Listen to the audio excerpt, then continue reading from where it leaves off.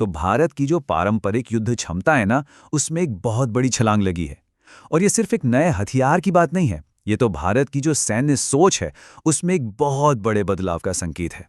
हाँ, तो ये जो बदलाव है ना, ये दिखाता है स्पीड, एक्यूरेसी और प्रिसिजन का एक नया सिद्धांत। मतलब ये सिर्फ कोई नया हार्डवेयर नहीं है, ये तो बैटलफील्ड पर भारत की पूरी स्ट्रैटेजी को ही बदल रहा है। ये एक ऐसी सोच है जो अब सिर्फ बचाव पर नहीं, बल्कि दुश्मन पर हावी होने पर ज्यादा ध्यान दे रही है।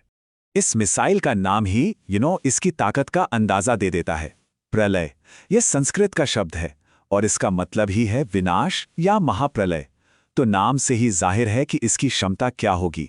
तो सवाल उठता है कि आखिर ये प्रलय है क्या चीज, और इसे भारत के लिए इतना बड़ा, मतलब एक गेम चेंजर क्यों माना जा रहा है। चलिए इसी को समझते हैं। ओके, तो इस सवाल का जवाब ढूंढने के लिए सबसे पहले ये समझते हैं कि प्रलय मिसाइल असल में है क्या। तो देखिए, ये एक सरफेस टू सरफेस मिसाइल है, मतलब जमीन से जमीन पर मार करने वाली। और सबसे बड़ी बात, इसे पूरी तरह से भारत में हमारे डीआरडीओ ने ही डेवलप किया है। और एक और चीज जो इसे बहुत खास बनाती है, वो ये है कि ये एक कन्वेंशनल हथियार है, न्यूक्लियर नहीं। इसका बस एक ही मकसद है, बैटलफील्ड पर एकदम सटीक और घातक हमला करना। तब सवाल यह है कि प्रलय में ऐसा क्या है जो इसे भारत की दूसरी मिसाइलों से अलग बनाता है। इसकी दो खास बातें हैं जो इसे बाकियों से बिल्कुल अलग खड़ा करते हैं। पहली चीज है इसका सैल्वो लॉन्च करने का तरीका। अब सैल्वो लॉन्च का मतलब क्या है? इसका मतलब है एक ही लॉन्चर से एक के बाद एक बहुत तेजी से कई मिसाइलों को फायर कर देना। और हाल के जो टेस्ट हुए हैं, उनमें 2 प्रलय मिसाइलों को बिल्कुल इसी तरह से सफलतापूर्वक लॉन्च भी किया गया। अब सोचिए इसका फायदा क्या होगा। जब कई मिसाइलें एक साथ हमला करते हैं, तो दुश्मन के एयर डिफेंस सिस्टम के लिए उन सभी को एक साथ रोकना, ये लगभग नामुमकिन हो जाता है। ये आपको एक साथ कई टारगेट्स को तबाह करने की जबरदस्त क्षमता देता है। ओके, अब बात करते हैं इसकी रेंज की।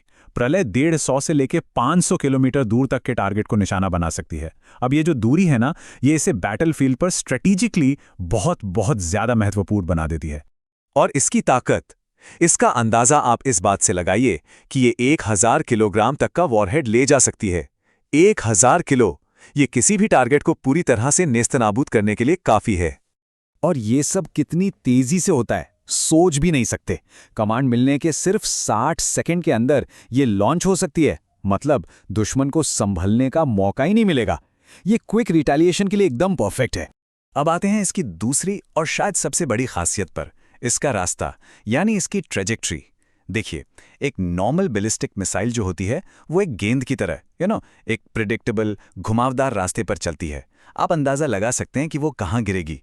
लेकिन प्रलय, ये एक क्वाजी बैलिस्टिक पाथ लेती है। ये वायुमंडल के अंदर ही रहती है, और सबसे बड़ी बात, ये उड़ान के दौरान अपना रास्ता बदल सकती है। तो इस तरह रास्ता बदलने का फायदा क्या है? सीधा सा फायदा यह है कि इस मिसाइल को ट्रैक करना और हवा में ही मार गिराना लगभग नामुमकिन हो जाता है। हवा में मैनूवरिंग की इसकी जो काबिलियत है, वो दुश्मन की सबसे मॉडर्न एयर डिफेंस सिस्टम को भी चकमा दे सकती है। मतलब ये अपने टारगेट तक पहुंचेगी ही पहुंचेगी। तो ठीक है, ये सारी टेक्निकल बातें तो हो गईं, लेकिन इन सब का असली मतलब क्या है? जमीन पर असलियत में ये भारत की सैन्य ताकत को कैसे बदलता है? देखिए, भारत के आर्सेनल में ना एक बहुत जरूरी गैप था। एक तरफ हमारे पास पिनाका जैसे रॉकेट सिस्टम थे, जिनकी रेंज लगभग 90 किलोमीटर थी, और दूसरी तरफ थी पृथ्वी जैसी मिसाइलें, जिनकी रेंज 350 किलोमीटर से भी ज्यादा थी। तो बीच का जो 150 से 500 किलोमीटर का दायरा था, वहां एक खालीपन था। प्रलय ठीक इसी गैप को भरती है। इससे सेना को हर दूरी के लिए एक सटीक और घातक हथियार मिल जाता है। अब अगर पाकिस्तान के संदर्भ में देखें, तो प्रलय उनके कई जरूरी मिलिट्री बेसिस, कमांड सेंटर्स और ट्रूप कॉन्सेंट्रेशंस को अपनी जद में ले आती है। ये पाकिस्तान की जो नसर जैसी टैक्टिकल न्यूक्लियर मिसाइल है, उसका एक बहुत ही प्रभावी कन्वेंशनल जवाब है। मतलब भारत अब न्यूक्लियर वॉर का खतरा बढ़ाए बिना भी जोरदार जवाब दे सकता है। और चीन के मोर्चे पर भी ये उतनी ही असरदार है। इसकी मोबिलिटी का मतलब है कि इसे मुश्किल पहाड़ी इलाकों में भी आसानी से डिप्लॉय किया जा सकता है, और वहां से ये सीमा के पास दुश्मन के जो लॉजिस्टिक्स हब्स और इंफ्रास्ट्रक्चर हैं, उन पर तेजी से हमला कर सकती है। लेकिन बात सिर्फ सीमाओं की नहीं है। प्रलय का महत्व इससे कहीं ज्यादा बड़ा है। यह भारत की आत्मनिर्भरता और ग्लोबल स्टेज पर उसकी पोजीशन के लिए भी एक बहुत बड़ा कदम है। अक्सर प्रलय की तुलना रूस की world class Iskander M missile से की जाती है, और बिल्कुल सही भी है। दोनों में कई समानताएं हैं, जैसे कि क्वाजी बैलिस्टिक पाथ और ज़बरदस्त एक्यूरेसी। लेकिन एक बहुत बड़ा और सबसे ज़रूरी फ़र्क ये है कि प्रलय पूरी तरह से स्वदेशी है, मेड इन इंडिया। तो आखिर में हम ये कह सकते हैं कि प्रलय सिर्फ एक मिसाइल नहीं है, ये आत्मनिर्भर भारत की एक बहुत बड़ी जीत है।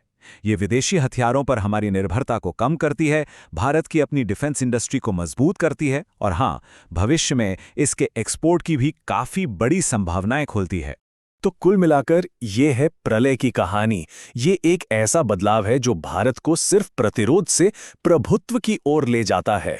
A shift from deterrence to dominance. और ये सब हमें एक बहुत बड़े सवाल पर लाके खड़ा कर देता है। जैसे जैसे प्रलय जैसे सटीक नॉन न्यूक्लियर हथियार दुनिया भर में आम होते जाएंगे, तो क्या वे भविष्य में होने वाले युद्धों के सारे नियम हमेशा के लिए बदल देंगे? सोचने वाली बात है।